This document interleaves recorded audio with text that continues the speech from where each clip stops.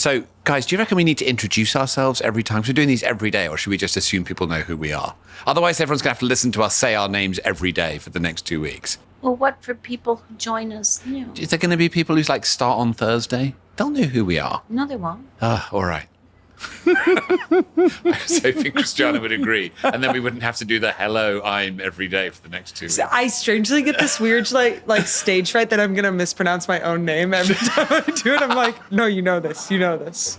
Would you like to practice? No, no. Okay. Should we start? Hello and welcome to Outrage+Optimism. I'm Tom Rivett-Carnac. Are you still Tom? I'm still Tom. You're going to hear me say that every day now. I am still Christiana Figueres. And I'm still Fiona McGrath. Okay, so we're inside COP at the Belém Climate Summit, and we're going to bring you analysis of what's been happening and what it's going to mean for the next 2 weeks. Okay, so we've been at COP for 24 hours now. We are in a small room inside... No, actually, Tom, let's just get this right.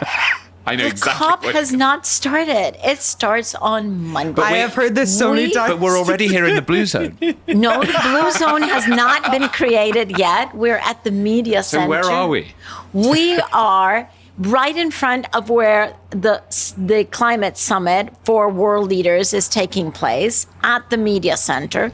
Eventually, this will become the media center in the blue zone for the COP. Can we just zoom back a little bit and just say, this is the Belém Climate Summit, which is the world leaders segment traditionally of a COP. And for the first time ever, it's before the COP even begins by 2 full days. Exactly. Yeah. This part of the COP used to occur in the second week when we needed the final political push for whatever the agreement was. Then in Paris, we changed that. To the beginning. And we put the world leaders, of which there were 150 who came, to start the COP because we thought actually we need the political impetus right in front for the whole thing. So it has been since then. Until this COP, the Brazilians have decided to separate it and to have this World Leaders Summit 2 days ahead of when the COP starts. So no, we're not yet in the blue zone. No, we're not yet at the COP. But we are in the place that will magically transform into the COP and the blue zone. Yes, okay, correct. Thank you very much for correcting us and getting us in that position. So we're at the Belém Climate Summit. Yes. Excellent. All right, so now I know where we are. And for the last 2 days... No, but it really does raise the question, does the fact that the summit for heads of state has been separated from the COP, does it have an effect or any consequence on the political message that all delegates need to negotiate whatever they're going to negotiate here? Well, that's the question. What's the answer to that question? Well, yes, I think it takes the wind out of the sails a bit when you need a head of state to come in when things are really tough and give a direction from the top of what is necessary. And I will also say, is this a COP focused on the negotiation? Exactly. This is, for me, this is yet another confirmation that Brazil has understood that this is not a COP for multilateral agreements. They don't even know yet what the final outcome is going to look like. They have no idea because they want to first hear. So there is no need for a big political push before an agreement because maybe there is no big agreement. So that's going to be a theme of our time here in Belém. Once the COP starts, talking about the outcome and really what we're going to get out of this COP. The other thing which has happened here has been a very high-level roundtable on the launch of the Tropical Forest Forever facility. Now, regular listeners will remember this is an attempt by the Brazilian government to have a very innovative financing mechanism to support tropical countries that have tropical forests to keep them standing. And the intention ultimately is to get that to 125 billion. But we're nowhere near that, but it has been capitalized at least to the tune of 5.5 billion. And now I believe is up and running and will turn into a thing. Yeah, and that's huge. Yeah. That is huge because this really is their main contribution, their flagship effort, international effort for Brazil has been this TFFF that they have been consulting on for a year. And the fact that there is this capitalization of 5.5 is really extraordinary. Now, Tom, What are the rumors that we have heard with respect to what the UK has done? They are rumors, but can you explain? I mean, I am sorry, but you are the UK citizen here, so can you please explain to me the rumors that we have heard? Well, I mean, it's actually sort of heartbreaking, actually. And we've heard it from many different places. So the first thing people should know is that the UK has been under a lot of pressure. The UK was involved in helping to design the TFFF, has been under a lot of pressure to contribute financially, along with countries like France and Norway and others around the world. And the decision was made not to put any money in. The UK has a budget coming up shortly. It's going to be very difficult. And there was clearly a political calculation that was made not to put capital in. But what is more outrageous almost than that is that we have now heard from multiple independent sources that Rachel Reeves, the finance minister, the chancellor in the UK, also put pressure on other governments, the French and the Germans in particular, not to put money into the TFFF. Wait, can you please say that again? Because I don't think that my ears heard that properly. Okay, so what we have heard from 3 different sources is that Rachel Reeves, the Chancellor in the UK, and the team around her have put pressure on other potential donor countries not to put money into the TFFF because the UK didn't want to be embarrassed by being the only one. Now, thank goodness the countries that we have heard that story about have still put money in, but the UK hasn't. But Christiana, you bit down. So it may mean, I mean, it's very interesting because it may mean that the rumor is untrue because Possibly. we saw Germany put in, and who else? Norway, France, France, and Norway.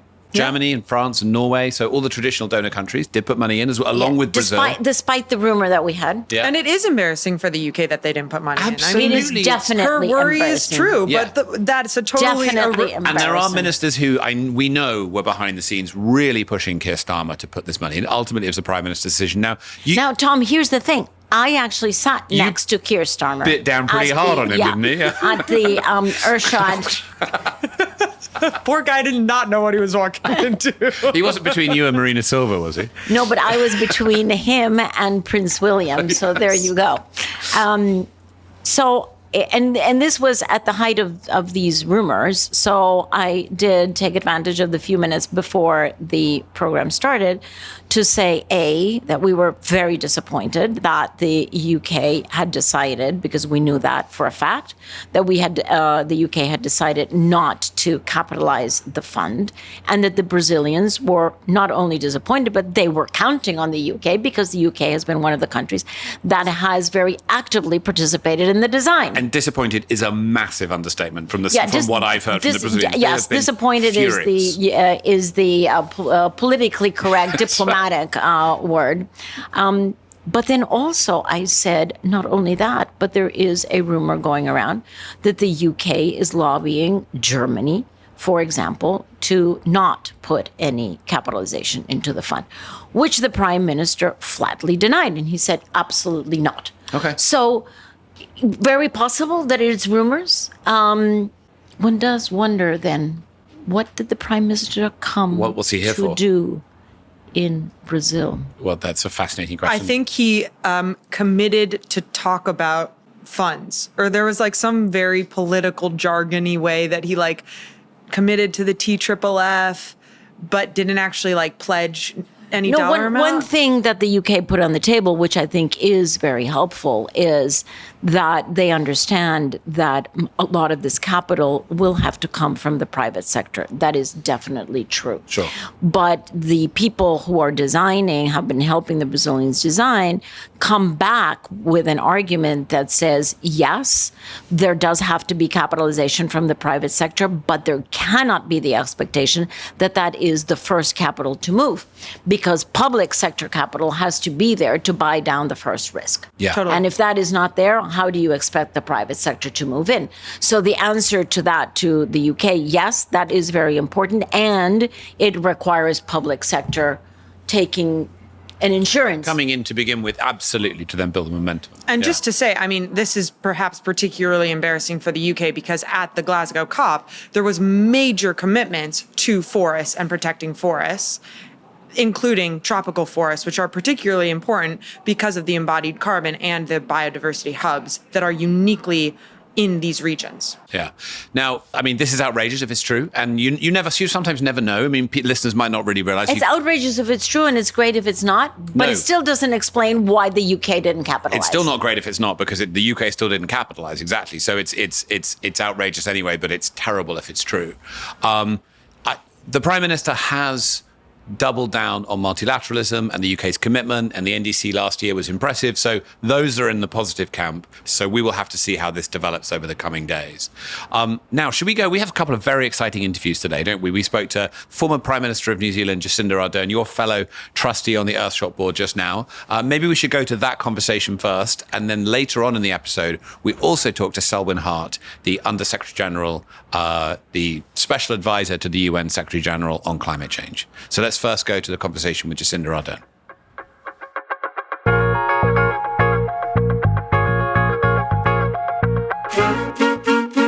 Jacinda, thank you so much for joining us here on Inside COP. We are literally inside the COP venue for the first time. This is First interview in this our context. first recording. First Exciting, what a very privilege. exciting. We are very, very excited. So, Jacinda, let me set up this conversation. We have an interesting contrast, I think, of factors. On the one hand, we know that everything that has come in through the national determined contributions is vastly insufficient. We know from what we have heard from heads of state that they are not up for the kind of leadership that we need. We know that the COP presidency has labeled this as the implementation COP. So how do you put those three things together from the vantage point of the leadership that heads of state cannot renounce? You know, in my mind, actually, the challenge that the COP presidency have put before us is this is an implementation COP, and therefore I think the question that needs to be asked, of what? Because actually, if it's implementation, then surely that puts squarely the NDCs at front and centre, because if we are seeking to implement 1.5, we need to really break down into the what's every nation doing to really commit to that endeavour. But I also understand what they're asking for is to go beyond targets, is to say, well, what are the tangible things that we're doing in each of the really critical areas? I've got a big focus on energy, obviously on transportation, on everything down to, food resource, methane. They've got all of those separate elements and representatives and work streams under each. But I still keep coming back to, at the same time, what is our overarching goal? We can't look away or move away from the ultimate goal of 1.5. Well, and in that context, what is the role of the Leaders' Summit? This is an interesting question that I would almost put back to you as a much more seasoned leader in this space. And to you as a former head of state. But it seems to me that the Leaders' Summit, from the conversations I've heard, has actually been different every time. Yes. And that is really interesting to me, because in most forum where I've been used to engaging at leader level, APEC, East Asia Summit, or even in UNGA, there is a set piece that has some consistency to it. But the Leader Summit, in the way that it interplays with COP writ large, seems to have varied each time depending on presidency. And it seems that this one is slightly separate in some ways, and the leadership is slightly separate in some ways. And so I think it does lend itself to leaders coming and making commitments that are relevant to COP, but not necessarily, I'm not sure how consistently some of these issues will feed through into COP proper. So you've had the opportunity these days to speak to quite a few sitting heads of state from the Pacific. What sense do you get from them? Did they say, we're so delighted that we came, it's a long, long trip, but it's a good use of our time and resources to come because the Leaders' Summit ... I think you'd get that more on the importance of the presence at COP, as opposed to necessarily the Leaders' Summit. It's a bit hard to try and read into too much. To what degree does the presence or representation at an individual country at the Leaders' Summit reflect their view of the importance of COP? Because actually, the time that's required if you're coming along and attending the entire thing is enormous. When, for instance, it took the representative, the minister from Tuvalu, 4 days to get here. For a 3-minute speech. For four days. And so if you're coming for the entirety of COP plus the Leaders Summit, that is a huge time commitment. So all that to say, whether or not someone's represented, I wouldn't take it from our region as being representative of the importance of the agenda and the event. More broadly, though, on the Pacific's priorities and focus, they are so consistent as a region. 1.5 have been forever. All the way through. Yeah. Totally consistent. So you see some variation simply on, the intricacies of a single agenda, of course, but overall, the objectives are the same and for simple reason, they haven't been achieved yet. So that's why they'll remain. And their survival depends on it. And their survival depends on it. It's pretty compelling. Very compelling. And so that's for the urgency and the optimism piece. I think on the one hand, you're absolutely right, Christiana. We've got to acknowledge the progress that's been made. And progress has been made.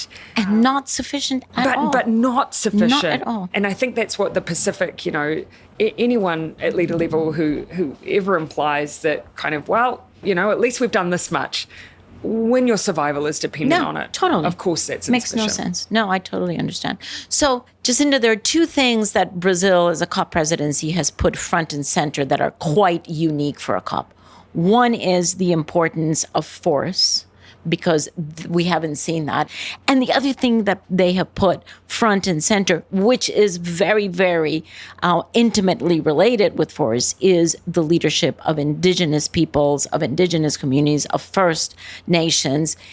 It is so refreshing and so long coming. Oh, agreed. My hope is that for future COPs, we see an ongoing centrality for the Indigenous voice in these discussions. Because, if we lived in a world in which the Indigenous practices for our environment were mainstream. We wouldn't be here. We wouldn't need a COP. We wouldn't need a COP. And so I think that's, so there's a multitude of reasons, but I see that as a really significant one. And just to amplify then from New Zealand's perspective, of course, Indigenous New Zealanders, Māori, have a principle which they very generously share with New Zealand as a whole. And the principle is that of kaitiakitanga, that we are the guardians of our environment, and that as guardians, our job is to hand over to the next generation an environment that's in better shape than we found it. And when you think of the notion of guardianship over and above notions of ownership, it does change your thinking. And there's been lots of groundbreaking and incredible thought leadership and changes in our legislation that have put that at its heart, not least the initiative that gave a body of water, the Whanganui River, the status of a person. Yes. And again, thinking about with legal rights. With legal rights. And when you think in that way, it can change everything. And so just to give a practical example to why I think that voice is so important. Let's move over to leadership in general. Mm-hmm. In the bigger picture that we have, in addition to climate, to which climate contributes, but we're in a situation of many crises at the same time. Yes. And I have never seen any crisis where leadership is unimportant. What do you think? I mean, here in Brazil, leaders are here at the moment, they're going to be leaving soon. What's their biggest opportunity for leadership here that you hope they'll lean into? From with my old hat on, I think what I was always mindful of is it's not enough to come out and amplify the overarching goals unless you're demonstrating you're walking the talk at home. And so that's, I think, the leadership we need. It's both coming out and encouraging those around you, but demonstrating what you're doing domestically as well. Because, we all look to each other. We look for examples. How is Denmark dealing with its agriculture? What's the Netherlands up to? We canvass around. And when I came in, there was a mantra of, well, New Zealand should be a fast follower. I didn't want to be a fast follower. You want to be a fast leader. Yeah, you want to be able to lead, because then there is some economic advantage, but to being a first mover, to being the innovator, to creating the technology that others need. Absolutely. But we also do borrow from each other. So I think the leadership opportunity is not just to amplify the important messages. It's to walk the talk and start bringing to the table, those ideas, initiatives, and investments that are going to make a difference. Because otherwise, leadership is no integrity. And as the COP presidency have been saying, otherwise it's you don't have the implementation to hold up. So we're here in Brazil, certainly supporting the Brazilian presidency and doing everything we can to get as much possible out of the next 2 weeks. But next year, are we in the Pacific? I certainly hope so. This is one of the, it is time. It is time, and Australia have obviously, I think, put up a really strong bid in partnership with the Pacific. And not only is it an opportunity to amplify the perspective of large ocean states, Yes. but it is also an opportunity to focus on the climate-oceans nexus. Absolutely. Which has been, piecemeal to date. So there's many, many reasons why I think we would all benefit from it being hosted within the Pacific.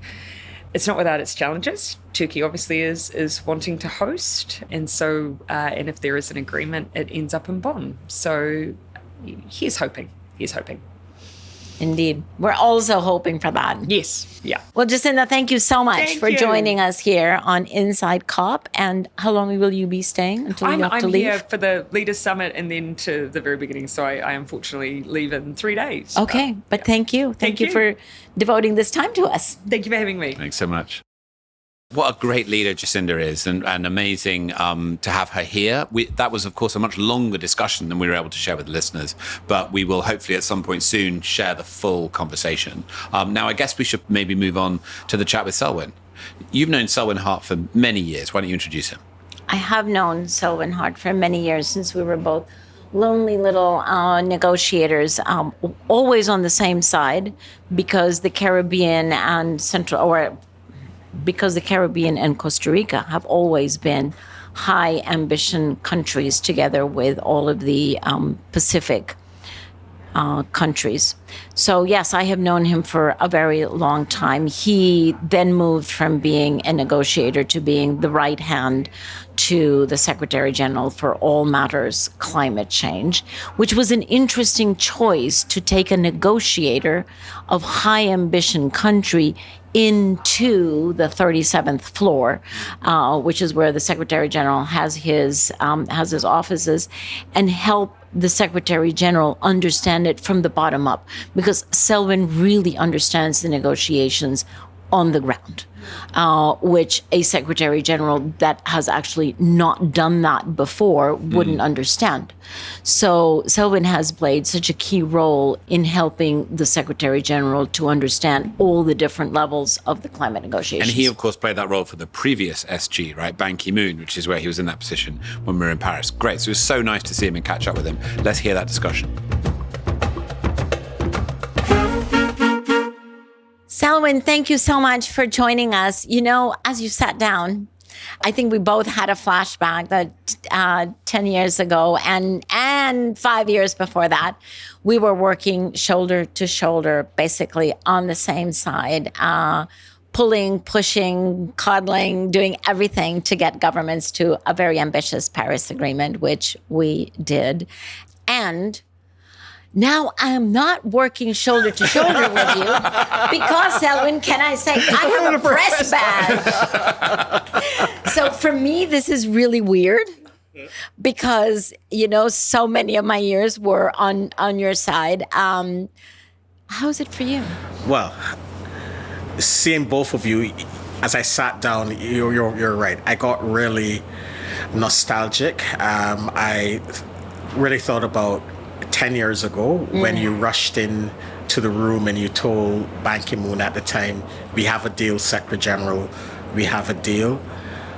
But I also remembered the not so good moments in this process. Copenhagen, we were both negotiators, and you lent me your scarf because my coat had been locked in the AOSIS office. And some of those really difficult conversations that we had with colleagues in the G77, but also in the broader negotiations on issues like 1.5. And you were always one of the most principled, determined negotiators. And while You forgot the stubborn piece. and stubborn and that stubborn optimism is definitely reflected in your work. So, Selwin, you have shared with us that the Secretary General hasn't left yet. So he's here. He obviously opened the session yesterday, and he will be with us still for a couple of days. How is he thinking? How is he feeling? What reports are you taking up to him from the plenary? What's the mood? Well, it's a mood of how should I put this? Determination, and stubbornness. Of course, we're at a very complex moment. The geopolitics are not that great, as you well know. We don't have the same spirit of cooperation and collaboration that we had a decade ago when this agreement was finalized. Many developing and emerging economies have prepared their new climate plans, their new indices, in an environment with geopolitical tensions, trade and economic uncertainty. And quite frankly, we see this reflected in what is on the table. So we have these massive political challenges, but at the same time, climate impacts are getting worse, as we are seeing in Jamaica, Southeast Asia, all over the world. We're seeing an acceleration of climate impacts. But we're also seeing the really amazing progress that this agreement, this little agreement that you worked on for such a long time. We worked on. The amazing progress that this agreement has generated. And 10 years ago, we were dreaming a bit, but now we have the tools. We basically know what to do to accelerate the pace of the energy transition. Renewables are now the cheapest, safest, and fastest way to generate new electricity. Finance is flowing. It's not flowing fast enough. It's not flowing fair. But we basically know what to do, and we have the tools to really solve and address this challenge. So while, on the other hand, there's lots of frustration around the geopolitics and countries not working together in a way that they should to solve a global challenge, on the other hand, we have the tools. We know where the finance needs to go, what it needs to do, and we're equipped to solve this challenge. So I would say it's a mixed set of emotions. But the Secretary General, he is 100% committed and determined to use the tools that he has, his voice, his convening power, the UN system to help countries. He's 100% committed to use those tools effectively to bring everyone together to solve this challenge. Selwin, you've been a diplomat for so many years, and you continue to be a very wonderful diplomat, which is why you say the SG uses his voice. Since I am no longer a diplomat, I will say the SG uses his whip, because that is what he has been doing. Yeah. So I'm just really interested in, how does that feel? How does it feel to use the whip that he's entitled to use, and see the mixed picture that you have just laid out, with some progress, but completely insufficient progress? And so what does that do? Does that make you want to take out a stronger whip, a longer whip? What does it do? It's extremely empowering for us, as you know, to have a boss, and you were in both. You were the boss, and to have a boss who is willing to use his political capital, to put his political capital You see, you're still on, very, on very the line. diplomatic. It feels great. It feels great. It feels great. It absolutely feels great. You Need a bigger whip. Yeah, exactly. Who is willing to put his political capital on the line in the service of humanity? And, what he says publicly is one thing, but privately... Is it an even sharper whip? Ouch. Sometimes it comes... it is a sharper whip, and very, very, very targeted. He's also an engineer and a former politician, so he uses those skills in a way that I've seen few leaders being able to do that. And he always wants us to be credible. He always wants us to ensure that every single point or argument that he makes is backed up by the science. Yeah, I'm curious to get into that carrying a whip just a little bit more, because I think it's such an interesting role, the role that the SG chooses to play at this moment, right? Because clearly you sort of are a strong advocate for honesty, pushing. Are there any downsides to that strategy? That's a very tough question, Tom, but it is always balanced with, and you've seen this emerge over the course of this last year, with the opportunity narrative. Yes, we are falling behind. Science tells us that that overshoot, and thank you guys for being able to explain the concept of overshoot. Sorry, but we sort of use. Good. I'm so glad that you use it. Use us anytime, Selwin. Exactly. Being able to honestly say what the science is telling us, but also coming in and saying, okay, we're not in a very good position, but we still have the tools. We know what to do to solve this issue. So his moment of opportunity speech was, I hope you noticed that. Yes. Yeah, There was a shift. It was really a shift. It was a People shift. respond to that? Yeah. Because wait, can I ask you? Yeah. How did it come to that shift? Because we noticed it. We were going like, whoa, the whip is a little bit less strong. And cookies are being handed out. Well, or at least a way forward. Yeah. And so I was just really interested in what led to that decision, how comfortable he feels with that change in the narrative.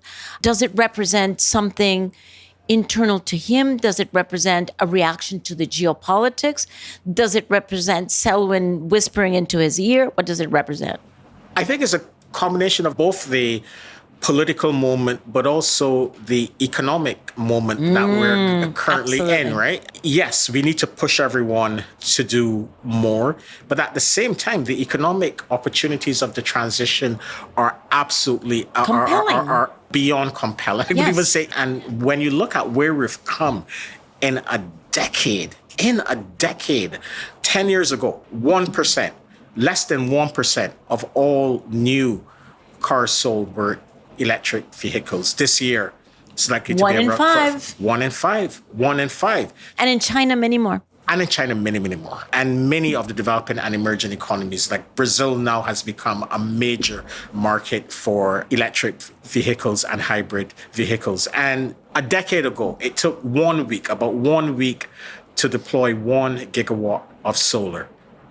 This year, every 12 hours, half a day, 1 gigawatt of solar will be That's a great deployed. data point. I haven't read that. So when we started to look at the data, we knew this stuff was happening, but the pace that it was happening at, Did it really catch you by shocked surprise? It caught us by surprise. When we looked Nice. at Yes. investments, deployment. You should have told me, because we could have whispered it to you a few years ago. No. And the pace keeps picking up, year after year after year.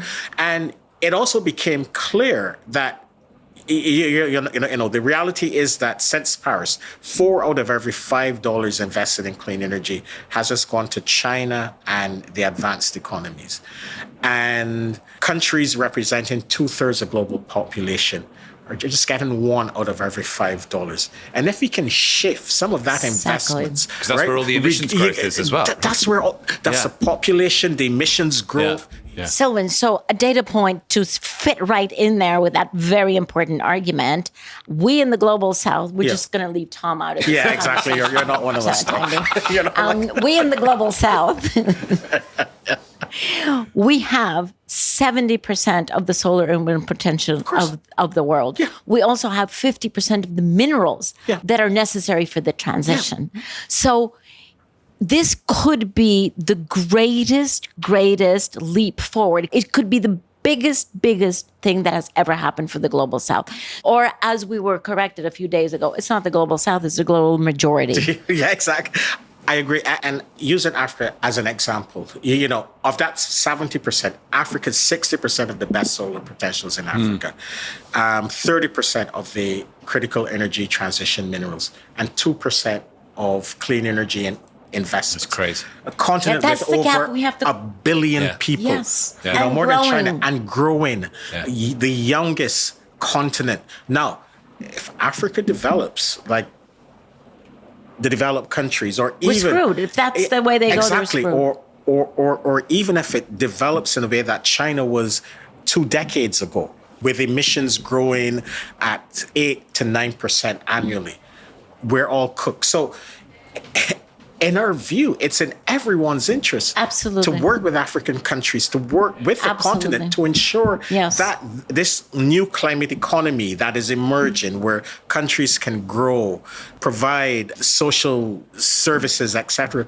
to their citizens, that this new climate economy that is emerging, that Africa is at the forefront Yes, of that. absolutely. So 100% and agree. other developing countries and the global majority. Global majority. majority. Isn't that great? Okay. So I don't want to bring this down, this conversation, but just as a different perspective, we've seen a range of leaders' statements, and they're not enough to fit in with the economic reality that they should be grasping. So you're in the bilats with the SG, you speak to countries all the time. What excuses do they give you? So it's not necessarily so reality is, and just look at the NDCs, for example, an important signal of a country's commitment to climate action. What we've heard from many countries is we've prepared these NDCs in an environment of great uncertainty. The geopolitical, the trade uncertainties, the geopolitics, and so countries have prepared these new plans in an environment of great uncertainty. And in any country, there are always, and you know this well, Christiana, there are always those who are for ambition. If you're an energy minister, your job is to keep the lights on. If you're a finance minister, your job is to ensure that you balance the budget. Fiscal discipline, zero debt. So in any country, there are these competing forces and voices. And what we've seen this round of NDCs, the good thing, the ambition level, we are not satisfied, of course, with the ambition level, but the quality of the NDCs are so much better than they were 10 years or even 4 years ago. Many countries have moved, as you've seen, from sectoral plans and targets to economy-wide NDCs. China, Indonesia, Nigeria. You remember what a fight that was? And that was such a big fight. Oh my gosh. And that was not so the quality of the NDCs have significantly improved. And what we've seen is that, the modeling, both the climate modeling, but also the economic and social modeling has significantly improved. So countries have taken the exercise a lot more seriously, but they're also extremely cautious. So this is why this COP is such an important COP. It needs to be honest. It needs to clearly state, we've made good progress. Some things are working, but we have these massive gaps. But it must also provide some degree of certainty to the global majority. And it also means that contentious issues that you're hearing from developing countries, it's not only finance, but on issues like trade. These issues must be on the table. They're real. Right? Yeah. There are real issues. So we're really at this moment now where climate action is no longer the siloed Ministry of Environment, Ministry of Climate, which is something that I know you advocated for many, many years. And what we've seen from the NDCs, which is, I would say, the biggest indicator of intent around ambition, countries have opted to be cautious. And we tried during the course of this round to say, you've done this in the past. Can you be a bit more ambitious and move away from under promising internationally and over delivering domestically? And I dare say that not all of them have listened. No, that's true, and that's, as you point out, that's understandable because of what we're seeing, especially from the United States. But it is an important distinction that you make, that maybe not all, but most countries are moving from ambition in targets to specificity in planning. That is a radical change. And if that means that given the geopolitics, they have to be more careful about what they put down on paper, so be it. But it is not the case that they're pulling back. That, I think, is the bottom line. They're not pulling back. They're actually getting their boots dirty and asking themselves, how do we get this implemented? 100%. And we saw this in September. Margins of the GA, the Secretary General convened yet another climate summit, but we did it with the Brazilians to ensure that what we were hearing, and throughout the course of the year, there was a lot of speculation. The U.S. has announced its withdrawal. Is there going to be a stampede out? Stampede of one. We heard a stampede of it has remained a stampede of one. 196 minus one is 195. It's not in zero. Most countries. So we were hearing completely the opposite. Yes, this careful approach to setting international targets, but countries at the highest political levels continue to remain committed to multilateralism. They remain committed to the Paris Agreement. So right now, as of today, 106 parties representing close to 75% of global emissions have their indices on the table. And we're expecting more. Can you give us those numbers again? 100? 106 parties representing close to 75% of global emissions, and more will come in. In all of his bilaterals, the SG has been speaking to countries, and those that have not yet formally submitted, he's been encouraging his whip them. out. Getting his whip out. using his whip. So this is it shows that the regime that you created is alive and well. We need to move much faster implementation, and this is why this COP, it needs to be a COP of acceleration and implementation. Thank you so much, Selwin. Really appreciate that you're taking time during this crazy days that are pre-sessionals and Leader Summit. And I'm sure the SG is pounding on the table saying, where is Selwin? So we will let you go. Christiana, thank you. Great to get Selwin on the podcast. I mean, so great to get his perspective and the way in which the SG's narrative is shifting towards the opportunity as a reflection of the way in which the reality of the moment we're in is really changing. So I think today is the end of the Belém Climate Summit. So we've got a couple of days now. So over the weekend, we'll be doing some more conversations. We'll talk to Ed Miliband from the UK. We'll talk to Andre Delago. Both of those will be with you as interviews on Monday, the first day of the COP. We look forward to seeing you then. Thanks so much. Bye. Bye.